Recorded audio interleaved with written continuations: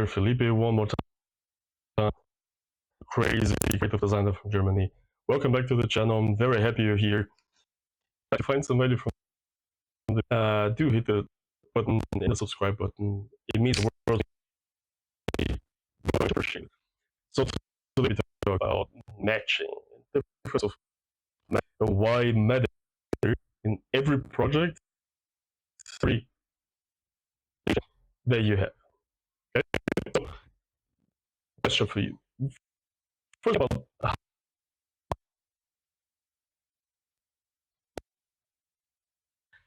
is a good fit.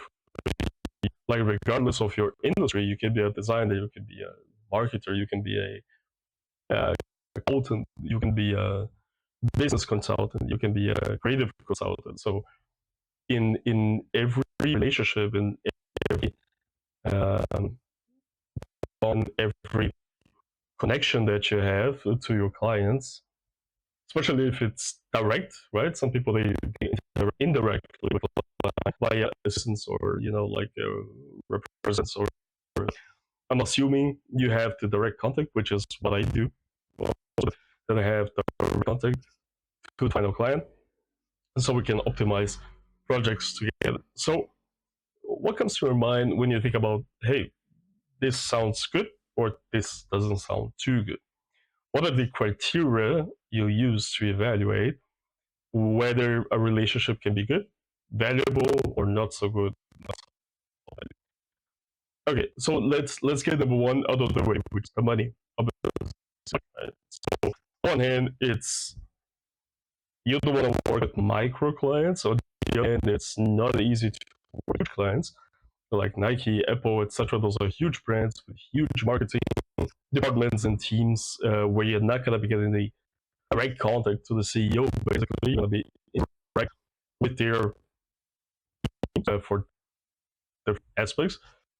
And they may be good in terms of budget because those companies actually they want a solution that is world class level, right? So they're gonna be investing in their website and their online presence and everything, in the branding, in everything they represent and stand for. They're gonna invest a lot of money, and they have a lot of money. So that allows for bigger products, for more companies together with your team or together, right? So, and if you go back to the micro owner, to the startup that has no funds or basically no funds, then you have the budget issue, which may constrain the way you work, which may clip your creativity because it literally can pay for later.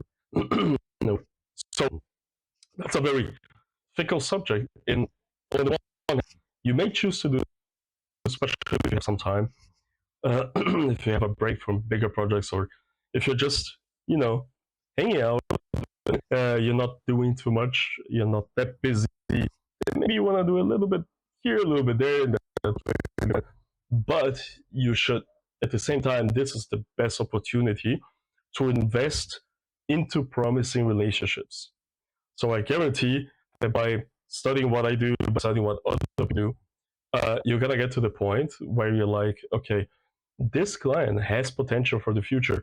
So I'm gonna establish a trustful relationship right now at the beginning, so that we may grow together. And that is beautiful. That is fantastic. That is great, and I love that. But of course, it's not always easy to judge, and that's not always the case. So you have to ponder whether the relationship and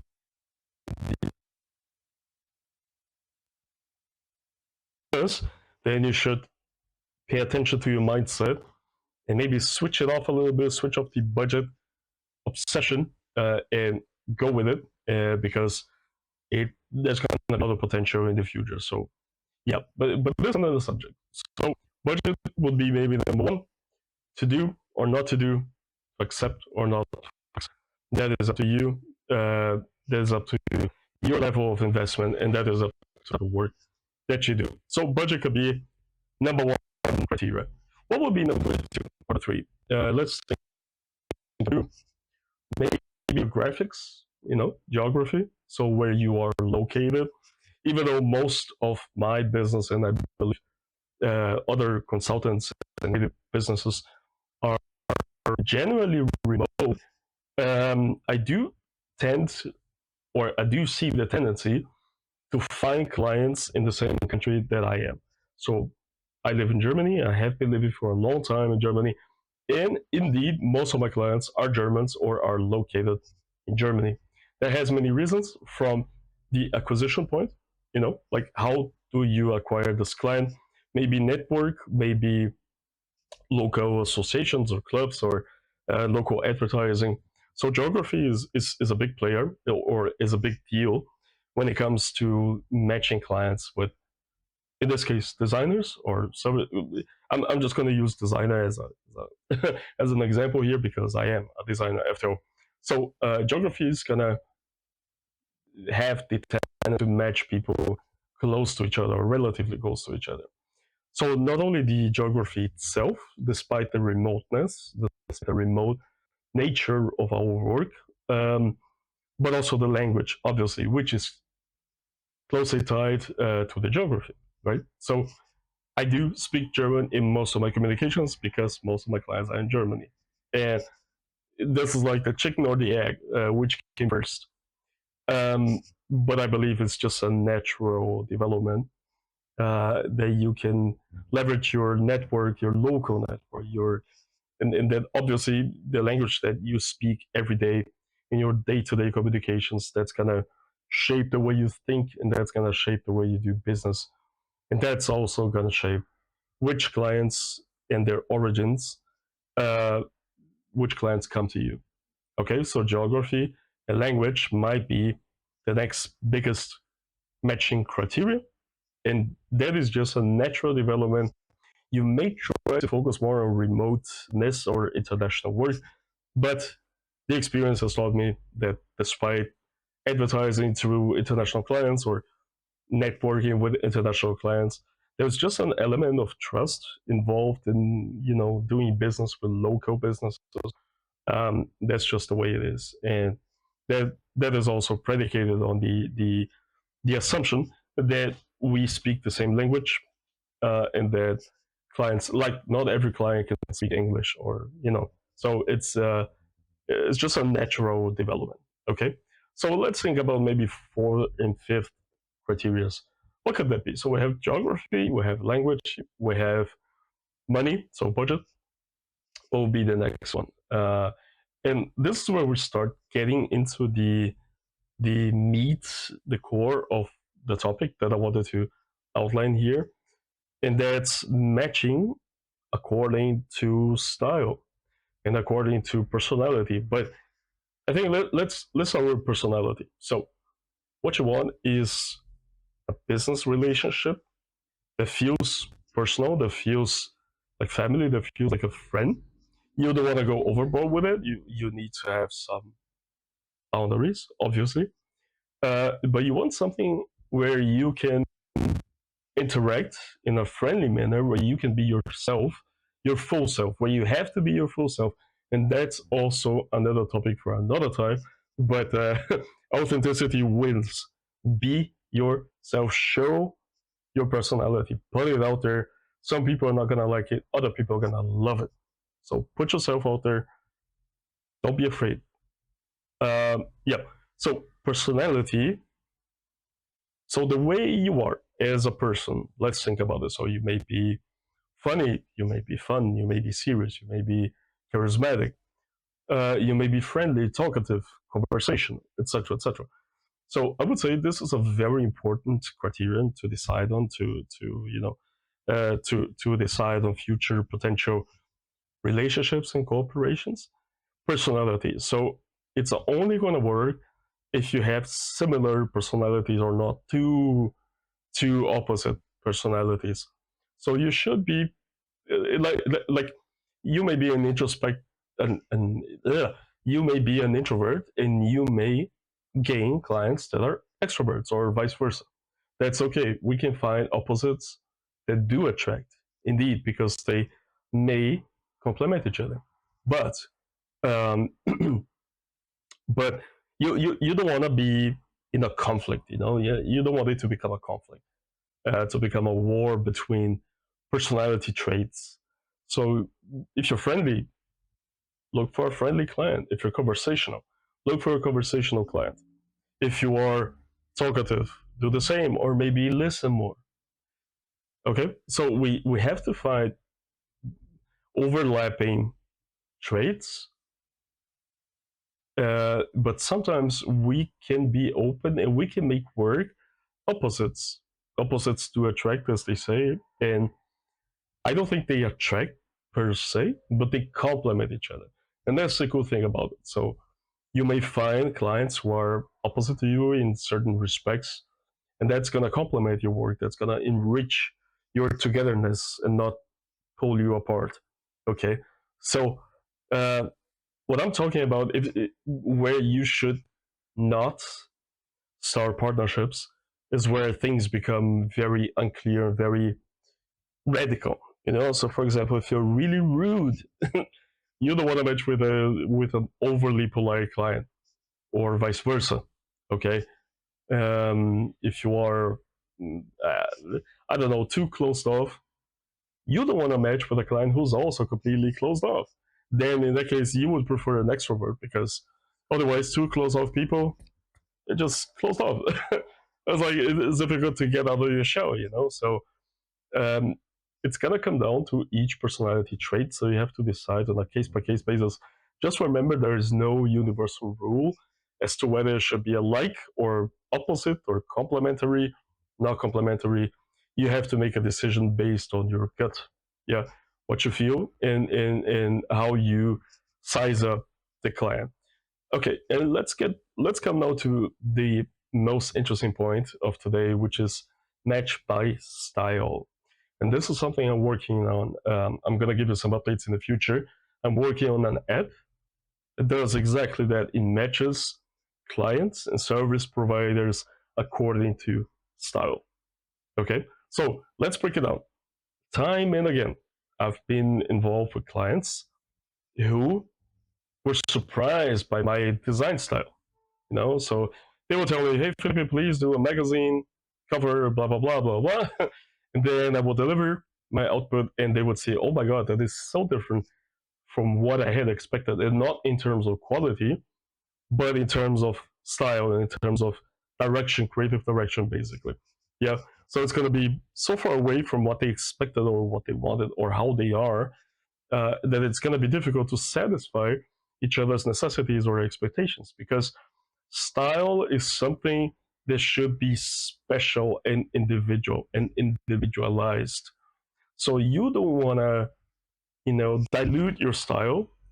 You want to shape it. You want to develop it. You want to make it sophisticated, and you want it to be a hallmark property or of your work, of the way you work, of the output that you have. So matching by style is very important. Okay, so let's say a client prefers comic sans serif caricatures, and you prefer ultra realistic photos with a serif font, in a terracotta color pattern, for example. Okay, and if you're both obsessive, or if you're both looking for a certain specific style, it's gonna be hell to try to satisfy the client in this case. So you're gonna have to go through thousands of loops, feedback loops, to output something that is in accordance with their style or their style expectations. And at the end of the day, both of you are gonna be unhappy because there's gonna be a lot of work involved. The output is not gonna match the expectations or live up to the expectations. And that's not because of quality. This is a very important point. It's because of different styles, and everybody has a style, and it's okay. It's okay not to have the same style as everybody else. In fact, you should not have the same style as everybody else. You should develop your own, and this is gonna lose you some clients, obviously, but it's gonna make the ones you have better, or the relationships better, and the output better. So matching by style is very important. Are you sad? Are you dark? Are you depressed? Do you like comic styles? Do you like caricatures? Do you like realistic photos? Do you like AI crap?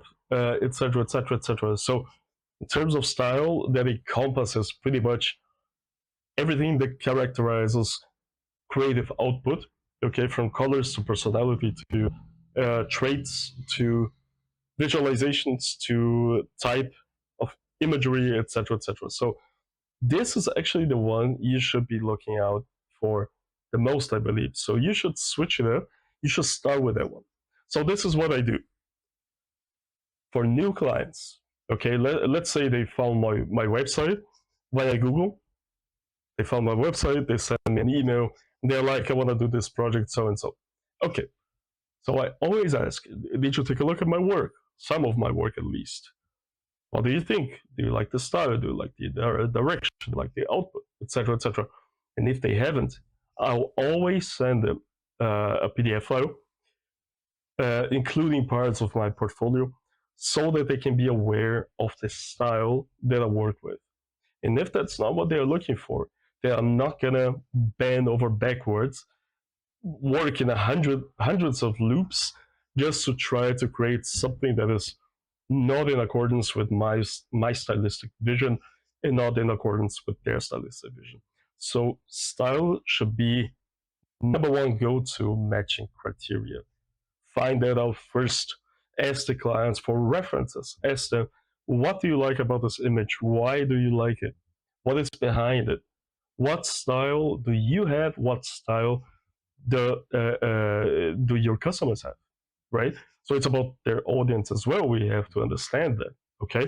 And if you yourself cannot produce that style or you don't work with that style, then it's okay to say this is not the way you work with. This is not the output that I have.